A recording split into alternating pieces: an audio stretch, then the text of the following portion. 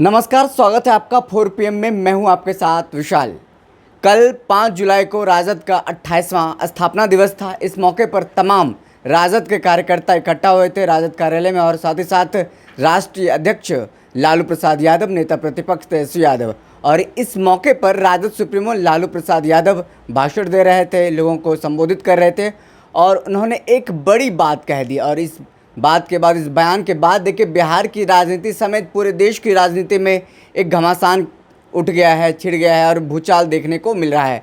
लालू प्रसाद यादव ने कहा है कि अगस्त में एनडीए की सरकार गिर जाएगी। एनडीए की सरकार यानी केंद्र सरकार अगस्त में गिर जाएगी। और इसके बाद देखिए देश की राजनीति में भूचाल आया है। दिल्ली से लेकर के पटना तक नेताओं के बीच में गहमा गहमी देखने को मिल रही है। इन तमाम मुद्दों पर बात करेंगे। हमारे साथ मौजूद हैं बिहार के जाने माने वरिष्ठ पत्रकार अरुण पांडे सर।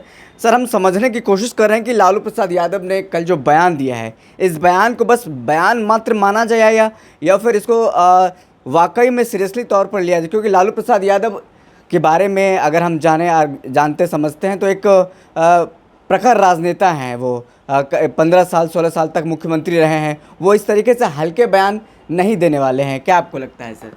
देखिए, लालू प्रसाद राष्ट्रीय जनता दल के संस्थापक अध्यक्ष हैं।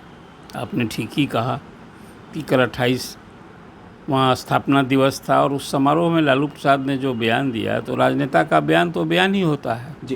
ये उसमें दो बात जो उन्होंने कही, एक तो कही कि इस बार जो केंद्र की सरकार बनी है तो कमज़ोर सरकार है जी।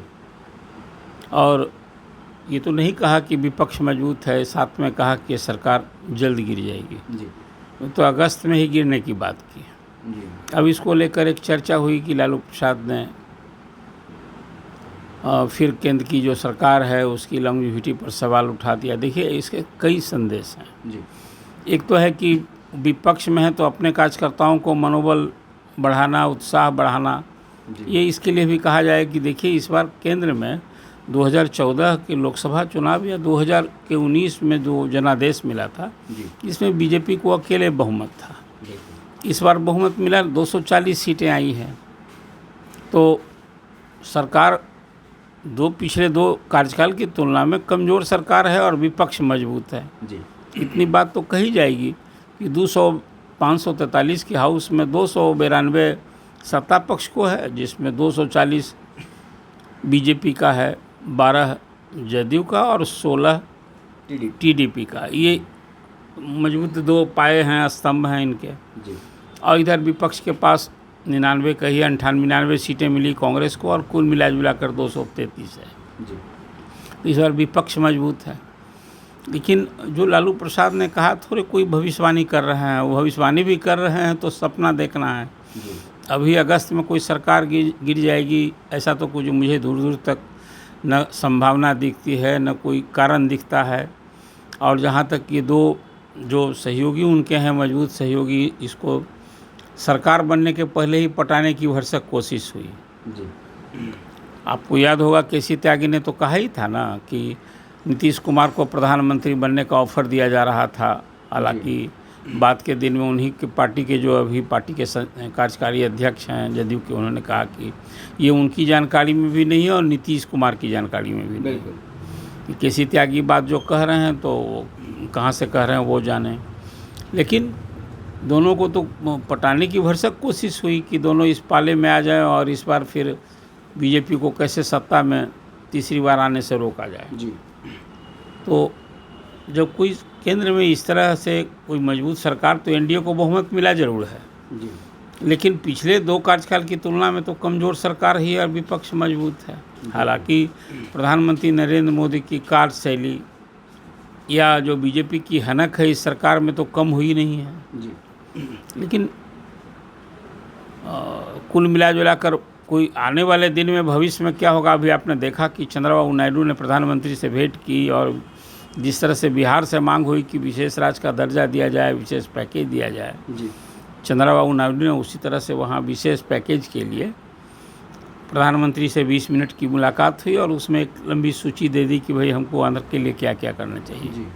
मुझे लगता है कि यहाँ तो सियासी राजनीति होती रही है। विशेष राज्य का दर्जा और विशेष मांग की लोकर चाहे वो जदयू करे, सभी दल मिलकर करें और ये मांग अभी जो राष्ट्रीय कार्यकारिणी की बैठक में जदयू ने की, तो बिहार से भी विशेष पैकेज के रूप में कौन कौन सा काम किया जाना चाहिए।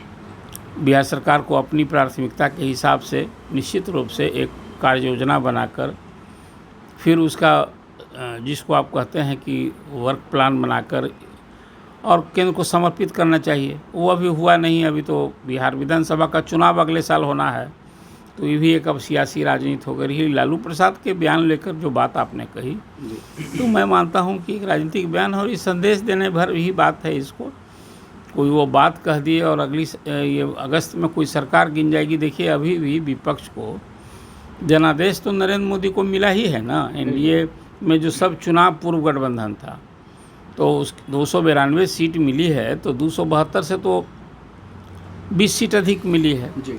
लेकिन इसको कह सकते हैं कि जनादेश विपक्ष को भी इसका सम्मान करना चाहिए। हमला अपनी जगह है जी। और अब विपक्ष निश्चित रूप से भरसक कोशिश करता ही रहेगा सरकार को घेरने के लिए। लेकिन लालू जी के बयान को मैं इसी रूप में देखता हूँ, राजनीतिक बयान है। वो कोई बयान का कोई अभी फ़िलहाल कोई इफेक्ट, कोई उसका परिणाम देखने को तो मुझे नहीं दिखता है कि कहीं कोई दूर तक। सर, ये सिर्फ लालू प्रसाद यादव का बयान है। कल भी जब 4 PM से बातचीत कर रहे थे अभय कुशवाहा, तो उन्होंने भी कहा कि सरकार की मियाद ज़्यादा नहीं, सरकार जल्दी ही गिर जाएगी, चाहे बिहार की हो या फिर केंद्र सरकार की बात करें। तो एयरपोर्ट में भी एक दिन पहले उन्होंने कहा था और 4 PM से भी बातचीत करते हुए उन्होंने कहा। तो बस ये सब राजनीतिक तौर पर माना जाए बयानबाजी, या वाकई में ऐसा कुछ? लालू प्रसाद से बड़े नेता अभय कुशवाहा थोड़े हैं जी।